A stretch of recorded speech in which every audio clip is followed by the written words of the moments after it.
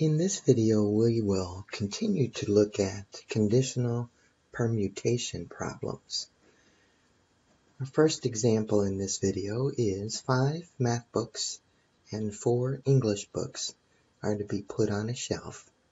How many permutations are possible if the math books must be kept together and the English books must be kept together? So we only need to look at two things on this one. First, if the math books are put on the left of the shelf.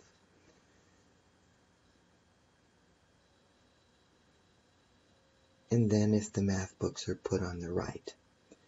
So if the math books are stacked first on the left, we have 5 math books.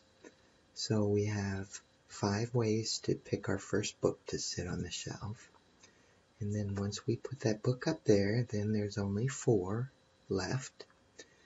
And then once we put that book up, there's 3 and 2 and so forth.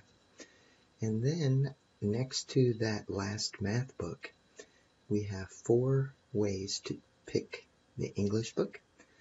So we put an English book up next, and then we have 3 ways and 2 and so forth.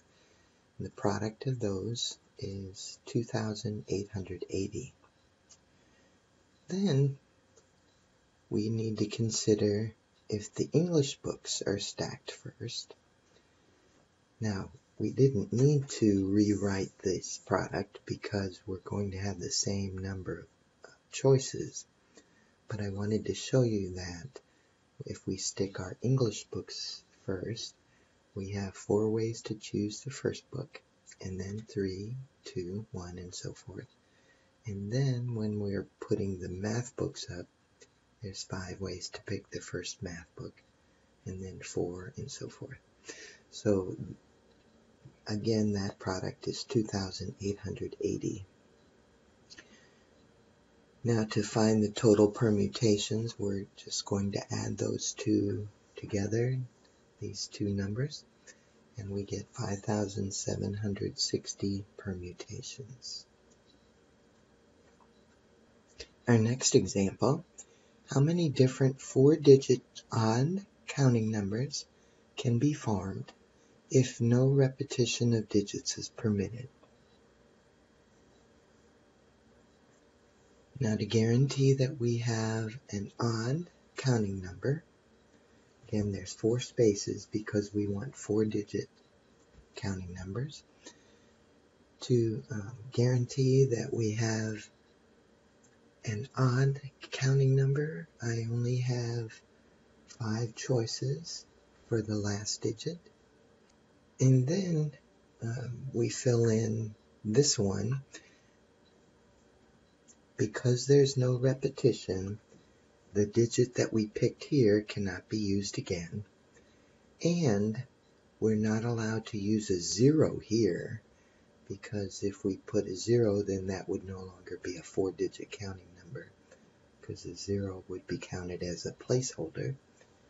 So we only have 8 ways to choose that one. And then once we've picked the first and the last digit, that leaves us with just 8 digits for this middle spot, and then 7 digits for this spot. The product here is 2,240.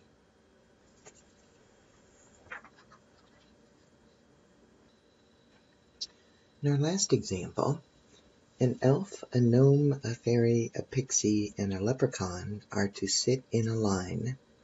How many different ways can they be seated if the elf and the gnome insist on sitting next to each other? Now for this example, I found that I needed to write the elf and the gnome sitting in certain spots. So once I seat my elf here and my gnome here, then I have 3 beings to choose from to seat here. And then after I put someone in this chair, then I have 2 left to seat here and 1 here. So there's 6 ways doing that with the elf sitting in this first spot. Then we also need to consider if the elf and the gnome switch places. So there's 6 ways for that. Then I moved my elf and my gnome over 1 seat, and again did the same thing. The elf is sitting here and the gnome is sitting here. So I have 3 ways to fill this spot. And then once I put someone there, I have 2 ways to fill the next one and 1 for the next one. Again, the elf and the gnome can switch places, so we have to consider that. And then move them over 1 spot, so there's another 6. Then the elf and the gnome can switch places, so there's another 6. And then move them over another spot, and there's another 6 ways. And then when the elf and gnome switch places, there's another 6. So if we add the individual permutations, or we can multiply by 8. Since we have 1, 2, 3, 4, 5, 6, 7, 8.